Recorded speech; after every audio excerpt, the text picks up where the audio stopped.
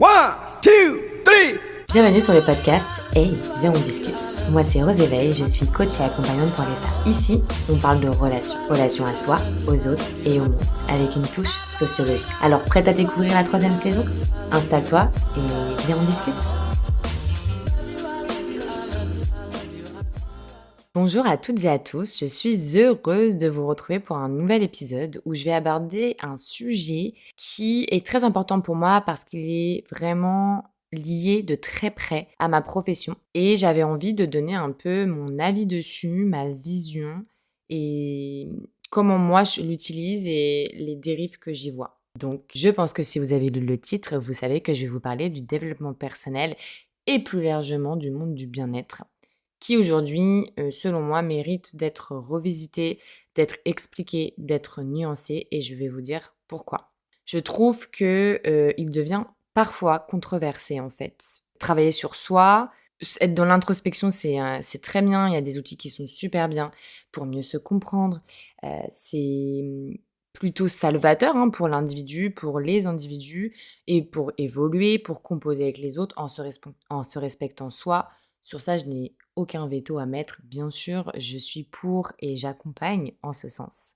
Cependant, il est important, je trouve, de dire qu'il y a certaines dérives qui sont inquiétantes dans le monde du développement personnel et dans le monde du bien-être en général, notamment dans le coaching. Voilà, vous savez, je suis coach et accompagnante, mais il y a beaucoup de choses qui se font, de méthodes, de pratiques, de mantras qui sont délivrés par ce monde-là, par le coaching, par dev perso, etc., avec lesquels je ne suis absolument pas d'accord. Et donc, en fait, ce que j'ai observé, c'est que, j'ai observé, je ne suis bien sûr pas la seule, il y a vraiment beaucoup d'accompagnants et accompagnantes qui aujourd'hui mettent leur veto là-dessus et qui sont pas du tout d'accord et qui vont un peu à contresens justement de tout ce qui peut se faire dans le monde du bien-être parce qu'en fait, pour nous, c'est pas comme ça qu'on accompagne de façon éthique. Dans nos formations, par exemple, on nous apprend, alors moi j'ai fait une formation de coaching d'1 an et demi, on nous apprend à être neutre. On nous parle beaucoup de neutralité, sauf que nous sommes des personnes à part entière. Bien sûr que nous n'allons pas orienter les personnes par rapport à nos croyances, etc. Mais nous pouvons être touchés par ce qui est dit, nous pouvons ressentir des choses et parfois même le verbaliser, même si c'est pas le sujet de la séance, pour voilà, justement la personne en face de nous se sent peut-être plus prise en considération que quelqu'un qui est de marbre, parce que c'est totalement faux en fait. Et il y a plein de petites controverses comme ça qui sont un petit peu particulières. Je bois mon petit thé, là je suis en mode thé, gros polaire pour vous faire ce podcast sur mon canapé. Je suis trop bien. J'espère que toi aussi tu es bien pour l'écouter. Voilà, je trouve qu'il y a des petites limites quand même, enfin des grosses limites selon moi. Notamment le fait que je trouve qu'on surresponsabilise les individus dans ce qu'ils peuvent vivre, en fait. Les relations qu'ils ont, parfois même des relations qui sont très problématiques, notamment dans des couples cisgenres hétéros. Les femmes peuvent être très responsabilisées dans leur choix de partenaire, alors qu'en fait, c'est bien plus complexe que ça. Et ça, c'est hyper dangereux, en fait, de surresponsabiliser les gens, de les surresponsabiliser aussi tout simplement dans leur bonheur. Là, regarde, t'as juste à choisir à être heureux, en fait, et tu peux l'être. Bah non, non, tu peux pas avoir ce genre de discours avec tout le monde, et c'est pas si simple que ça. Et puis, qui plus est, qu'est-ce que c'est le bonheur ? Qui a la définition du bonheur? Je pense qu'elle est très individuelle. Et est-ce qu'elle existe vraiment? Est-ce que le bonheur, c'est pas de vivre chaque instant d'une façon peut-être différente qu'on la vit aujourd'hui? Si du coup on est en souffrance permanente, peut-être. Mais voilà, il y a des choses comme ça un peu mainstream, très généralistes qui sont très dangereuses. Parce que du coup, ça envoie un peu le truc à la personne qui n'arrive pas à justement se sentir forcément toujours bien, n'arrive pas à atteindre ce bonheur, n'arrive pas à atteindre cet fameux objectif, à être performante, à faire du sport, nanana, nanana, nanana, bah ça lui envoie un peu l'image, enfin le message que bah t'es une merde en fait si t'y arrives pas parce que t'as juste à choisir et c'est bon en fait. Ben non, ça c'est pas vrai. Donc ça, par exemple, c'est quelque chose de très culpabilisant et de surresponsabilisant pour les personnes. L'entre-soi. L'entre-soi, c'est aussi quelque chose qui est, alors, penser à soi, se faire du bien, se chouchouter, essayer de se comprendre, être aligné, prendre du temps pour soi. Enfin, je veux dire, je serais la dernière personne à vous dire que c'est une mauvaise idée. Cependant, nous sommes dans un monde où la relation, donc à soi bien sûr, mais aux autres, compte énormément et peut être très aidante. D'ailleurs, À ce sujet, je vous conseille le compte de Maureen Mullet qui en parle beaucoup. Elle a créé la thérapie du couple allié, donc elle parle beaucoup du couple, mais elle parle des relations en général qui sont très nourrissantes et on est fait pour relationner. On est des êtres relationnels. Donc en fait, tout miser sur soi et dire qu'on se suffit à nous-mêmes, je ne dirais pas que c'est complètement faux, je dirais que c'est à nuancer en fonction de plein de choses, du contexte, des facteurs, de plein de choses. Mais en général, dans la vie, on n'est pas fait pour vivre une vie seule et ça fait partie vraiment des choses importantes qui nous nourrissent en tant qu'être humain de relationner. Donc en fait, l'entre-soi qui est vendu dans le dev perso, dans le coaching parfois aussi, dans voilà, tous ces mondes-là, bah en fait, c'est un peu dangereux parce que on devient un peu égocentré et on oublie que l'essence du monde, c'est ce qu'on partage ensemble. Enfin, après, c'est ma vision des choses, mais ça s'est quand même vérifié et on va pas se mentir que quand on est bien avec nous-mêmes et avec les autres, eh ben, c'est vachement cool et ça nous fait vachement de bien. Voilà, donc ça, c'était une chose aussi qui est pour moi une grosse limite quoi, du développement personnel qui nous envoie de l'entre-soi à bloc, de l'individualisme qui, du coup, sert la société individualiste dans laquelle on vit. La catégorisation des relations dangereuses. Alors ça, c'est pareil.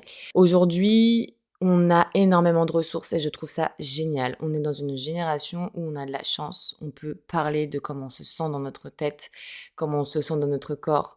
On peut s'exprimer dessus, on peut trouver des ressources pour nous aider. Et ça, franchement, c'est trop bien. Je trouve ça trop bien. Cependant, il y a un peu de tout et n'importe quoi par le fait que ce soit de libre service qui est raconté et parfois, quand on regarde bien, vu que l'entre-soi est très mis en avant, eh bien, toutes nos relations sont toxiques.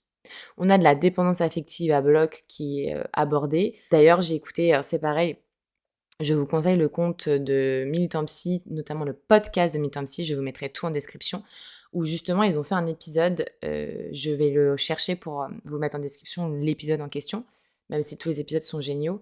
Eh bien, celui-là, il parle un peu des outils qui peuvent être utilisés par les coachs, personnes non psy en fait. Et il parle du terme dépendance affective qui en fait n'a pas de... Il n'y a rien de scientifique là-dedans en fait. Et il y a beaucoup de choses de l'ordre de l'interdépendance qui sont qualifiées de dépendance affective, alors que c'est tout simplement normal parfois d'avoir besoin des autres. Donc en fait, il y a des nuances à apporter, il y a des cadres à mettre, il y a des explications à donner. Tu peux pas dire des choses comme ça en faisant penser à la personne qu'elle n'est pas normale parce qu'elle ressent ci, ça, parce qu'en fait, ça dépend de tellement de choses. Ça veut pas dire que ça peut pas être travaillé pour qu'elle se sente mieux, parce qu'à partir du moment où tu te sens mal par rapport à la dépendance que tu as à l'autre, ça peut être entre guillemets problématique parce que du coup, tu te sens mal par rapport à ça. Mais parfois, en fait, juste être lié aux autres et être interdépendant, c'est juste normal et c'est juste sain. Tout dépend comment c'est fait et la façon dont tu le vis. Donc ça, c'est encore une limite et une nuance à apporter. Et oui, donc il y avait ce côté-là et l'autre côté où on revient dans la surresponsabilisation. Donc comme je vous l'ai un peu dit au tout début, sur le fait que bah, y a beaucoup de personnes qui vivent des relations plutôt dites vraiment toxiques avec des personnes qui les manipulent. Donc ça, c'est vraiment, vraiment beaucoup le cas dans des couples hétéros. Hein. Vraiment, j'en vois beaucoup. J'ai ma thérapeute qui m'a dit qu'elle en voyait de plus en plus et que ça l'inquiétait que certaines personnes faisaient face à des manipulateurs et du coup narcissiques aussi et que c'était très compliqué parce que du coup là on va parler d'emprise et que quand il y a ce mécanisme-là qui se met en marche, c'est pas juste une histoire de volonté. Mais alors vraiment, vraiment pas. C'est tout un mécanisme psychique qui est très compliqué à comprendre, qui est très compliqué à gérer parce que c'est comme si c'est une drogue en fait, c'est une drogue et notre système répond à la drogue. Donc je vais pas m'étaler là-dessus, je ferai un épisode si ça vous intéresse parce qu'il y a des choses à comprendre là-dessus, même quitte à inviter ma thérapeute pour qu'elle nous explique avec ces termes. Mais tout ça pour revenir sur le fait que bah, là, pour le coup, dans les relations, bah, il y a des fois où on va vous faire la morale. Bah ouais, mais s'il te fait ça, bah, pourquoi tu pars pas Enfin, il y a des messages, encore une fois, qui sont pas adaptés aux situations de toutes et tous. Parce que voilà, ça peut arriver aussi. Et ça, c'est hyper dangereux et encore une fois, très culpabilisant. Et de base, je pense que vous allez être d'accord avec moi, mais le bien-être, le mieux-être, le développement personnel n'est pas fait pour qu'on se sente encore plus comme des merdes en fait quand on quitte Instagram. Voilà. 1, 2, 3.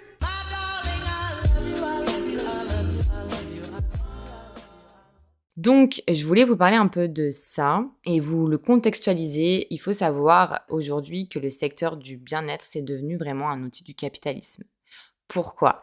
Parce que, il y a plusieurs raisons à ça et d'ailleurs, un livre qui en parle très bien et c'est ce livre qui m'a vraiment fait comprendre dans quelle mesure je voulais accompagner et dans quel cadre je voulais accompagner, avec quelles valeurs je voulais accompagner, c'est «Politiser le bien-être» de Camille Test, que je vous mettrai également en, description et qui explique à quel point le bien-être, est exploité par le capitalisme pour, ces petits soldats qui sommes nous, pour vous faire croire qu'on nous met en fait, enfin vous, nous faire croire qu'on nous met à disposition, plein de choses pour nous faire du bien, pour nous détendre. Mais qu'est-ce qui est réellement changé dans le système dans lequel on vit pour qu'on se sente mieux? Rien, rien du tout. Et ça, c'est un gros problème parce qu'en fait, on vous donne un médicament, une médecine douce, mais en fait, finalement, bah, c'est pour mieux être réparé, pour mieux être cassé derrière parce qu'en fait, bah, vous allez retourner au boulot, demain et la méthode de management qui est dans cette entreprise, par exemple, et bah, elle est pas changée. La façon dont les femmes, au foyer sont traitées et sont invisibilisées, par exemple, par toute la charge, mentale qu'elles ont, ne va pas non plus être, plus prise en compte parce qu'elle va faire 2 cours de yoga par semaine. Voilà et ça, c'est quelque chose de très important à comprendre et à remettre dans son contexte aussi et c'est forcément une vision qu'on n'a pas toutes et tous parce qu'en fait, bah, moi, c'est mon domaine, donc j'y m'y intéresse. J'ai un grand besoin d'être alignée à mes valeurs, d'être vraiment éthique dans ma pratique. Donc forcément que c'est des choses que je vais aller étudier et que je vais aller essayer de comprendre. Et c'est pour ça que je vous fais un podcast là-dessus. C'est pour ça que je vous transmets ce que j'ai compris et ce que je perçois maintenant en fait de ce monde-là, pour que vous aussi, vous puissiez aujourd'hui vous faire accompagner dans une démarche, complètement consciente, choisir les accompagnements qui vous conviennent. Enfin, voilà, pour moi, c'est hyper important d'avoir une transparence là-dessus. Le marché français du bien-être représente 10 milliards d'euros en 2025. Il est réparti en plusieurs secteurs. Ça, c'est ce qui est en France et il me semble que dans le livre de Camille, elle dit le marché, je veux pas vous dire de bêtises, mais je crois que c'est le troisième marché mondial qui rapporte le plus d'argent aux États. Voilà, juste pour vous donner une idée quand même. Donc ça donne plusieurs indications. Ça veut dire que les gens vont mal. Les gens vont mal en fait. Les gens vont très mal et donc malheureusement aujourd'hui, vu qu'on est dans une société de consommation et de production, le bien-être est très outillé, instrumentalisé en fait pour proposer potentielle réparation à leur mal-être et ça marche. Mais finalement, qu'est-ce qui est changé dans notre société qui a cassé ces personnes qui nous ont cassés parce que j'en fais partie? Bah, il y a rien intrinsèquement en fait qui est mis en place. On se dit pas, on prend pas le problème à l'envers, on se dit pas pourquoi ces gens sont épuisés moralement, physiquement, au niveau relationnel, au niveau enfin voilà, pourquoi ils sont épuisés? Pourquoi, les gens vont mal? Pourquoi notre peuple va mal? Non, nous, on va dire comment on va faire pour qu'ils puissent encore tenir la route. C'est là où le monde du bien-être peut être dangereux, certaines pratiques aussi. Je peux pas tout détailler ici parce que le podcast prendrait 1 heure, mais du coup, pour, vraiment si vraiment vous voulez exploiter ça plus profondément par rapport à la société et comment ils instrumentalisent, quelles pratiques peuvent être très problématiques. Moi, je vais aborder 2 3 choses, mais Camille Test, elle en parle vraiment très, très bien dans son livre. Elle en parle très, très bien et elle explique que, bah, voilà, clairement, il y a des choses sur lesquelles il faut vraiment faire attention et pour vous dire, Camille Test est prof de yoga. Donc elle est pas en train de elle démonte sa propre paroisse pour montrer qu'en fait, il y a une paroisse dans une paroisse qui cherche à faire bien les choses et franchement, j'en fais partie et j'en suis fière de pouvoir vous dire aujourd'hui, de vous parler. Après, il y a des gens à qui ça convient aussi, de pas forcément, comprendre tout cela, mais en tout cas, si ça vous intéresse, je vous invite vraiment à le lire, je vais vous le mettre en description. Donc tout ça pour vous dire qu'aujourd'hui notre système surtout, enfin pas surtout, tout notre système en général, il est quand même hyper violent, surtout beaucoup pour les femmes. Il y a pas beaucoup de prise en compte, de prise en considération. Le monde du travail, il broie les individus, il y a une recrudescence de burn-out au travail. On a des journées à rallonge, pardon, une culpabilisation de ne pas en faire assez, mais dans tout en fait, dans tout, dans tout, dans tout. Et économiquement parlant, c'est la même chose. Beaucoup de gens sont dans la pauvreté extrême, ça fait peur. Donc bah, les gens en fait sont crevés, ils sont usés, donc bah, désespérés. Donc la solution miracle peut être vendue beaucoup plus facilement dans ces cas-là. Et il y en a pas, et il faut comprendre que, en fait, dans une société, c'est pas un signe de bonne santé de se sentir bien dans un système malade, dans une société malade. Et c'est complètement notre cas. Aujourd'hui, c'est vraiment pas les gens qui sont inadaptés. Et c'est tellement vrai parce qu'aujourd'hui, on est dans un système assez compliqué, qui fait peur et qui part dans des extrêmes qui sont dangereux. Et donc, ça fait peur. Et donc, le bien-être peut répondre à des choses, mais conscientiser que ce n'est pas normal ce qui se passe, et pour ceux qui ont envie aussi de passer à l'action et du coup de le faire, c'est aussi essentiel selon moi. 1, 2, 3.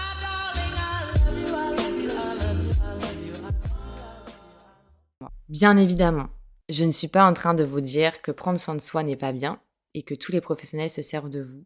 Loin de là. Et heureusement, parce que sinon ce serait grave. Moi, je parle vraiment du système qui est installé depuis quelques années et du pic de bien-être qu'il y a eu, du coaching perso, des experts de santé mentale, etc., qui sont mêlés en fait à un grand rouage d'une industrie qui est hypocrite, qui a des fondements hypocrites. Et donc ça, encore une fois, Camille Test, elle en parle très bien. Et je trouve que c'est important d'en prendre conscience. Pour revenir à ce que je vous disais au début, donner des phrases mainstream, généralistes à tout le monde, de motivation, etc. Il y a un moment où dans un certain contexte, ça peut marcher et ça peut coller, mais dans un contexte de vie, de société en général, pas du tout, quoi. Je veux dire, on peut pas faire ça. Et donc moi, par exemple, à mon échelle, j'utilise des outils de développement personnel, mais on va venir les adapter à la personne, on va venir les explorer avec son prisme, avec ce qu'elle vit, avec aussi le prisme de la société. Il y a plein de choses à prendre en compte. Tu peux pas, voilà, juste utiliser un outil. Ça a marché sur un tel, ça marchera sur toi. Non, pas du tout. C'est devenu un peu dénué de sens et surtout, ce que je reproche, c'est que c'est devenu culpabilisant. En parlant de culpabilisant, il y a un livre de Mona Chollet. Elle a écrit un essai qui s'appelle « Résister à la culpabilisation ». Si vous avez l'occasion de le lire, lisez-le, parce que franchement, c'est une pépite et c'est ouf. Alors, forcément, Mona Chollet, elle écrit des essais féministes, donc elle parle beaucoup de la culpabilisation faite aux femmes. Elle est intrinsèquement reliée à notre condition de femme, et c'est génial de pouvoir le comprendre de par son essai qui est très documenté, très étudié.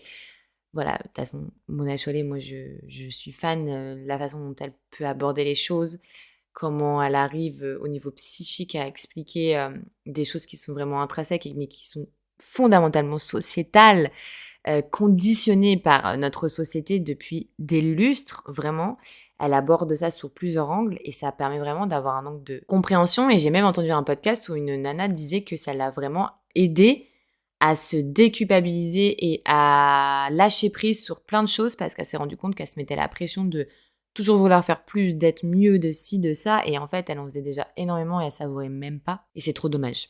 Et donc, voilà, je vous invite à le lire, franchement, c'est super intéressant, et ça fait du bien de lire ce genre de livre, et de comprendre que non, tout ce qu'on voit sur les réseaux sociaux, en termes de dev perso, en termes de coaching, en termes de réalisation de soi, n'est pas une fin en soi pour tout le monde, n'est pas forcément réalisable pour tout le monde, parce que tout simplement, en fait, il y a des réalités économiques, sociologiques, sociales à prendre en compte.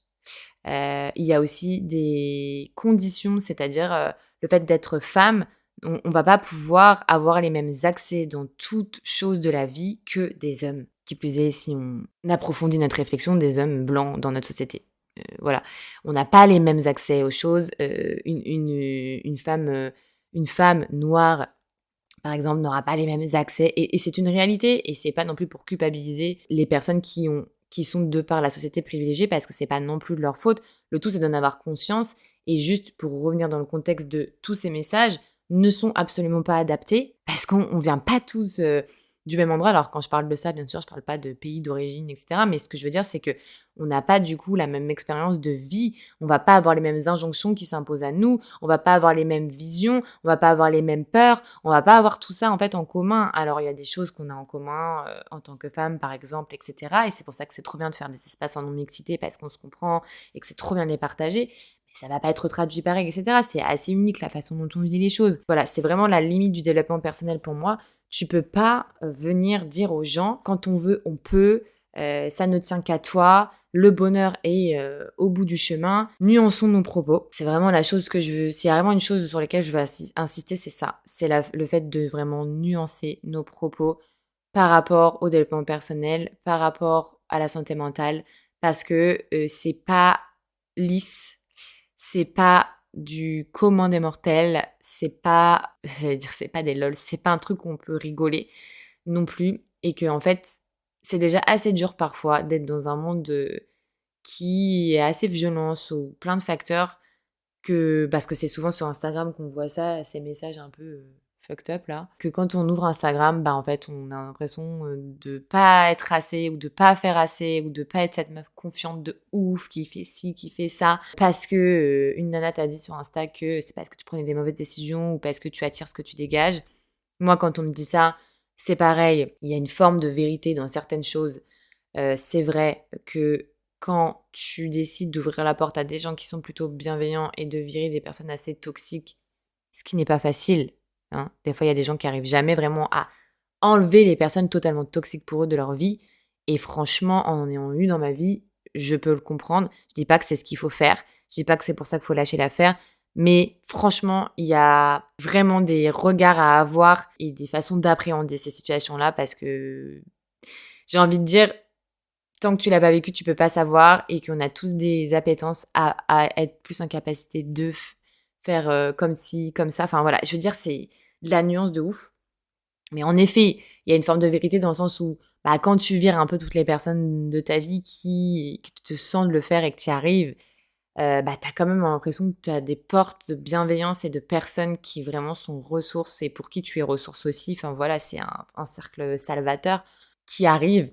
Mais attention à ce message-là. Par exemple, moi, un jour, on m'a dit, j'ai eu un moment dans ma vie où j'ai eu des grosses angoisses et de l'anxiété quand je sortais dehors. Mais vraiment, des gens qui faisaient un geste un peu trop brusque, enfin, brusque même pas, il remet son manteau, il est à juste 2 mètres de moi. J'avais l'impression de faire des crises cardiaques à chaque fois tellement j'étais terrorisée. Parce qu'en fait, j'ai eu un moment dans ma vie où j'ai vraiment mangé des ressources sur le féminisme, sur les agressions, sur tout. J'ai fait des formations, enfin voilà. C'est ce qui fait que je suis la compagnon que je suis aujourd'hui. Mais c'est ce qui a fait aussi lever le voile de ce qui est vraiment la société pour les femmes aujourd'hui, en fait. Et j'ai eu une peur bleue d'être dehors. Mais vraiment. Après, j'ai un contexte plus fragile à ce moment-là aussi, je pense que c'est pour ça. Mais du coup, il y a des gens, il y a des nanas dans le monde du bien-être un jour qui m'ont dit, mais le problème c'est que si t'as peur comme ça, tu vas attirer l'agression. À quel moment c'est aidant en fait de dire ça à quelqu'un? À quel moment c'est aidant de lui dire, bah ouais, mais bon, du coup, enfin, tu vas le dégager donc tu vas l'attirer. Donc moi, très simplement, en fait, quand vous me dites ça, ou quand les personnes me disent ça, et souvent donc du coup des gens du bien-être qui se rendent pas compte des dingueries qu'ils disent, bah en fait, va dire ça à Gisèle Pellico. Va lui dire, sème, enfin tout ce que tu récoltes, tu l'as semé, que tu attires tout ce que tu dégages. Va lui dire ça à Gisèle. Et Gisèle, il y en a pas qu'une, d'accord? Donc en fait, il y a aussi un contexte de conscientisation de la société dans laquelle on vit. Il y a un contexte de violence, il y a un contexte de sociologique en fait, tout simplement, un regard sociologique à avoir avant de dire des choses comme ça, ou nuancer vos propos, parce que en effet, ça rentre dans le cadre du sport, par exemple. Ça peut rentrer de la surmotivation quand t'aimes le sport, etc. Bah, il y a des messages, franchement, qui te motivent. T'es là, tu as envie de te dépasser et tout, c'est trop cool. Mais ça marche pas dans tout contexte, en fait. Et c'est ça, moi, que je reproche, c'est le manque de nuance. Donc, nuançons, adaptons et formons-nous à la sociologie, l'école de la sociologie, l'école de la vie, l'école des conditions, de tout, en fait. Avoir un regard de société. Limite, c'est un peu politiser sa pratique aussi, de comprendre que, bah, on n'a pas tous les mêmes accès à tout, qu'il y a des réalités différentes dans le monde. Voilà. Ça, c'est vraiment ce que je voulais vous dire par rapport à tout ça. C'était super important pour moi. N'hésitez pas à me dire ce que vous en pensez, si vous y avez déjà réfléchi. Mais en tout cas, la morale de l'histoire, c'est que se faire accompagner, selon moi, c'est vraiment une chose qui se fait avec beaucoup de conscience. Ça fait beaucoup de bien. Moi, je me suis fait accompagner par plein de différentes personnes durant ces années et j'en suis très heureuse parce que franchement, à chaque fois, ça a été nécessaire, que ce soit des disciplines plus énergétiques, moins palpables, que des disciplines qui remettent vraiment, justement, qui t'ancrent. Les deux sont nécessaires pour moi, le conscient et l'inconscient, de travailler. Voilà, je trouve que c'est aussi nécessaire parce que, après, c'est pareil, je veux pas repartir trop loin, mais c'est vrai que parfois, Aujourd'hui, il y a eu beaucoup de tout ce qui est ésotérique, et cetera, qui sortent et moi, franchement, je suis vraiment pas contre, hein, parce que très honnêtement, j'ai mes cartes, je les fais, je suis très connectée à la lune, j'adore ça, j'aime faire des rituels, j'aime aussi laisser des choses au hasard qui ne sont pas des hasards, je crois en la synchronicité, donc vraiment, je n'ai aucun problème avec ça. Cependant, pour des vrais problèmes de santé mentale, pour des problèmes qui sont d'ordre sociétal, comme j'accompagne beaucoup du coup, tu peux pas seulement, enfin, tu peux dans les faits, tu peux, mais je pense que ce n'est pas réellement aider totalement la personne de faire croire qu'il y a des choses qui se laissent quand même pas au hasard. Voilà, moi c'est ma façon de penser, donc je trouve que c'est bien de traiter le conscient et l'inconscient et de savoir comment jongler entre les deux et de savoir de quoi on a besoin à quel moment. Parce que je pense que les deux ont leur place. Très clairement, je suis personne pour dire que l'un ou l'autre ne l'a pas. Quand je vous dis l'un ou l'autre, je parle du conscient et de l'inconscient. Mais voilà, je pense que mixer les deux, ça peut être cool aussi. Donc ça, c'était ma petite aparté, parce que moi, en fait, j'ai fait les deux et les deux m'ont convenu. Le message est toujours le même, hein. Pour moi, c'est vraiment important de prendre conscience du monde dans lequel on vit et fondamentalement qu'on subit certains traitements et que ça relève de la systémie, du système dans lequel on vit. Et ça, c'est super important de le penser, d'en prendre conscience et que c'est du développement collectif, en fait, qui est derrière tout ça. C'est trop bien de travailler sur soi, c'est trop bien de se sentir bien avec soi. Franchement, c'est trop cool. Moi, aujourd'hui, je suis arrivée à un stade où je me sens quand même assez bien avec moi-même et c'est cool. Alors, pas tout le temps, je vous pas tout le temps, mais en général, dans le fond, franchement, oui. Mais je sais que c'est pour le vivre ensemble, en fait, que je le fais aussi parce que, bah, en fait, obligatoirement, bah, le collectif, pour moi, est plus agréable et je sais mieux me connecter aux autres parce que je sais mieux me connecter à moi, en fait. Et ça, pour moi, c'est aussi important de remettre toutes ces disciplines-là dans le collectif, dans le vivre ensemble, dans le fait de se lier, dans le fait de se rééduquer ensemble, dans le fait d'échanger, dans le fait de conscientiser ensemble. Ça peut vraiment radicalement être un changement dans ce système, justement, qui est dysfonctionnel. Rappelons-nous que nous sommes des individus dans un système dysfonctionnel et du fait de se lier et de le comprendre ensemble, ça ne peut que le faire évoluer, ce système dysfonctionnel, petit à petit, pour un vivre ensemble dans un environnement plus serein pour tous. 1, 2, 3.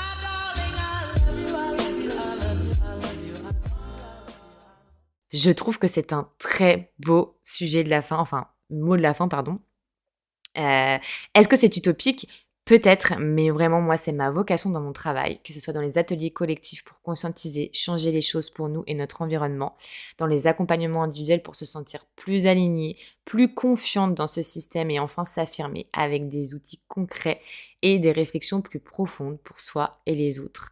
Vraiment, c'est ma ligne droite, c'est ce pourquoi je travaille aujourd'hui. Et si ça vous parle, n'hésitez pas d'ailleurs à venir discuter avec moi. Je suis très ouverte à discuter avec vous de tout ça, de mes accompagnements, mais pas que, parce que je fais pas. Je pense que parfois juste une simple conversation de ce qu'on ressent par rapport à ce que je viens de dire, bah ça fait déjà des choses et c'est trop cool. Et moi voilà, échanger, ça sera toujours de bonnes choses et c'est pour ça que je fais mes podcasts de toute façon. Vous savez, c'est pour faire du partage. Donc voilà, je suis très heureuse de vous avoir pu un peu vous dire ce que je pensais de tout ça pour que vous compreniez aussi mieux qui je suis, qui je suis en tant que moi, en tant que Rose, en tant que Rosanne, mais qui je suis aussi en tant que Rose Éveil, l'accompagnante de votre accompagnante en fait, tout simplement. Ma vision, mon éthique et ce sur quoi j'ai envie de travailler maintenant. Merci de m'avoir écouté. N'hésitez pas à partager cet épisode. N'hésitez pas à liker, à vous abonner à ma chaîne. Vraiment, ça m'aide énormément, ça me porte. Et moi, je vous fais des gros bisous et je vous dis à très bientôt.